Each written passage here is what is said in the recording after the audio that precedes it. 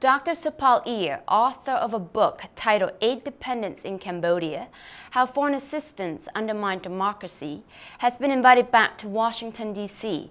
to talk about the lessons that Burma can learn from Cambodia during the country's transition to democracy. VOA Khmer reporter's Michael Singh has the interview. Good afternoon, Dr. Ear. Good afternoon. Welcome to Washington. You will be speaking at a forum in Washington, sharing a lesson that Cambodia has with Burma. So can you tell us what kind of lesson can Cambodia share with Burma? Well, I think Cambodia's experience with foreign aid is one that Burma, Myanmar will be facing in the coming years, the kind of intensive donor support that sometimes brings with it negative consequences. Burma already has one of the worst rankings in terms of corruption. Cambodia shares these rankings, and I think it's important to see how the effects of foreign aid mixed in with, with that will have on increasing incentives for corruption, incentives for growth that isn't shared among the people of Burma. Now, turning back to your books, Aid Dependence in Cambodia, you have talked to some observer or analysts who kind of say Cambodian democracy is fading away day by day. And sooner or later, if this trend continues, Cambodia will go away where there's only one party system. So in your opinion, how can we stop this trend or reverse it back to 1993, where they said democracy at the time was at its peak? Right. So what you've had is not the consolidation of democracy. I would say up until this last election, you saw essentially democracy becoming a tool of the ruling party, the use of elections to advance its political agenda and to consolidate its rule. But democracy, I think, has had is not yet dead. And in the July elections, the outcome was a surprise to all, and I think part of that has been because of the demographic shifts in Cambodia. The youth vote made it impossible for the ruling party to take for granted the support that it assumed it would receive from those who remembered how the Vietnamese had saved them and how, as a result of that, they needed to support the ruling party. So I think it's more likely now that that there'll be more vocal support for opposition views. But at the same time, the ruling party isn't stupid. They're going to adjust in the next election. They're already adjusting their tactics, and they have changed certain ministers in order to accommodate the criticisms of the opposition, without, of course, letting the opposition get much of its agenda through, meaning not sworn in, not able to take positions of power that are significant. So still marginalizing the opposition in that sense. And the new government, you might have already known, has introduced this so-called deep reform. Do you think this is going to work the opposition's way or the government way? Well, I think it's at this point, it's hard to tell. I do worry that it's old wine in a new bottle. Things appear to be different on the surface, but inside the method of operating may remain the same, which has to do with patronage and control of electoral politics through resources that then get reallocated to the countryside in order to garner more votes. I think that it's a good thing that you're changing people who've been there for a long time, but if those people are simply the same old folks who were in the ministry before, that were at lower levels but have been promoted, it doesn't mean that you're letting change happen on its own in that manner. And on your book, Aid Dependency, now Cambodia government sector has employed around 350,000 workers, mostly women, and also generate around $3 billion annually. So do you think this should be enough for the government to kind of stop, depend on foreign money and say, okay, donor, let's get out of my way? Well, I think it's clearly not enough. You would need another garment sector every year to accommodate the number of young people who are turning 18 in Cambodia. So there's never enough employment taking place in Cambodia, and to say that the garment sector by itself would suffice is wholly inadequate. I also think these are very different things. One is a sector in which young women typically are working to bring money and remit them to the countryside where their parents live, and the other has to do with actual development activities in Cambodia. So the real question is China's money in Cambodia making a difference to the point where the Prime Minister can say something like, "We don't need your aid anymore, America. Why don't you cut it off already? Stop talking about it." Yeah, talking about China's money, in your book you say the arrival of China on the donor stage makes solution even harder to come by.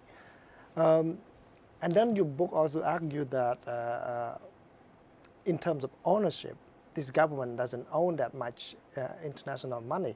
So don't you think the Chinese money normally come without string attached, and it also go to development project like infrastructure proposed by the government?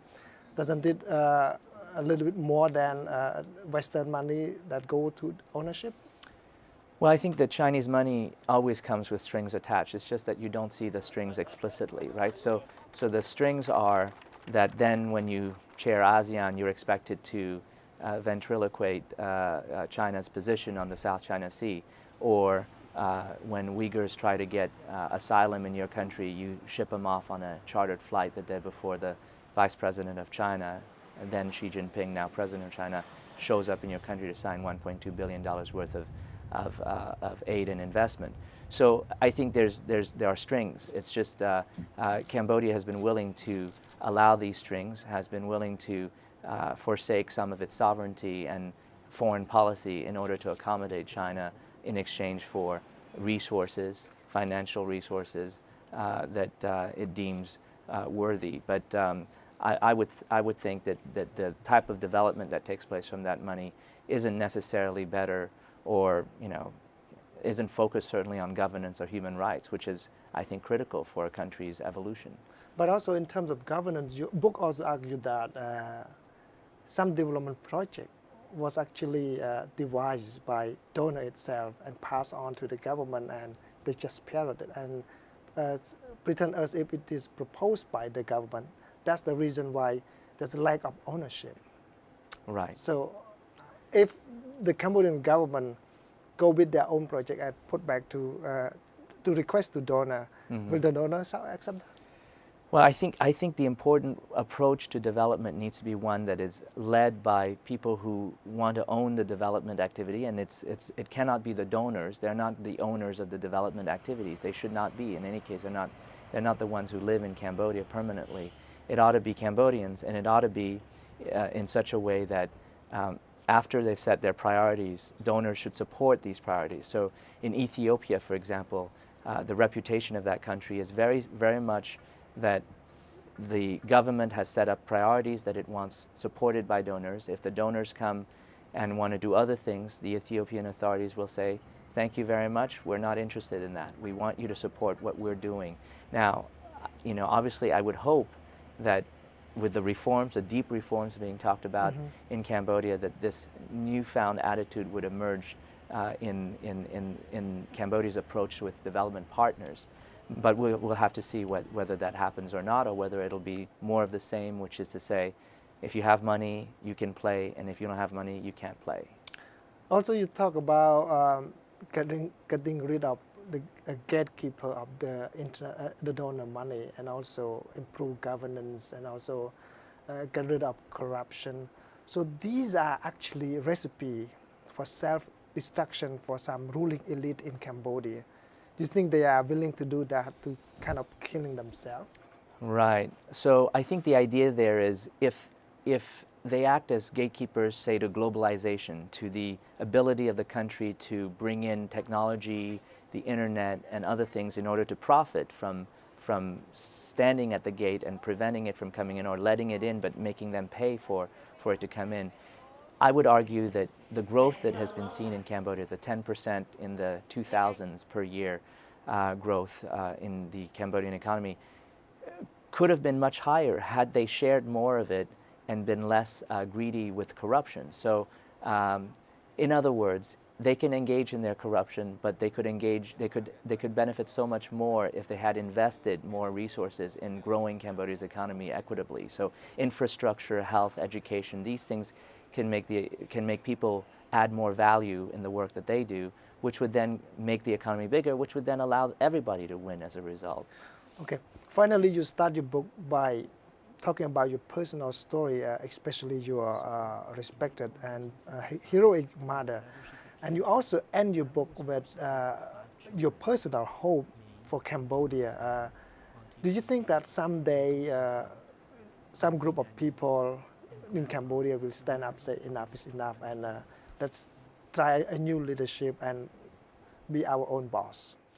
Well, I think they've already started to do that with this past election. They clearly were willing to vote not according to what was expected of them, but of course the outcome has been disputed and it hasn't been settled yet in terms of the opposition's willingness to accept whether the vote was 55 seats out of 123 or insistence that it was in fact 63 seats that they won. But I think it's an indication that young people are not tied to the past. They're willing to look at the future, and they have been dissatisfied with what's been offered to them, and as a result are standing up for what they consider to be their expectations for the future. And whether it happens now or happens later, it will eventually happen, because nobody lives forever and can rule the country forever. Just a matter of time, right? Yes. Thank you, Dr. Ia, for talking to VOA. Thank you.